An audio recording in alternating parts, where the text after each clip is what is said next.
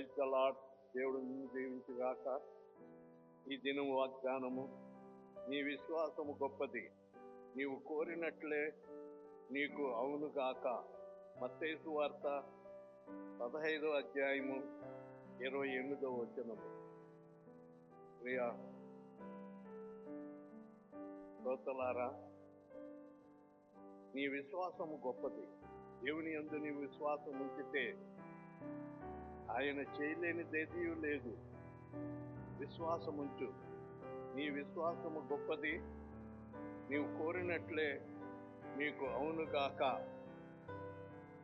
అని ఆ స్త్రీతో చెప్పినట్లు సమయంలో నీతో కూడా చెబుతూ ఉన్నాడు. నీ విశ్వాసం గొప్పది.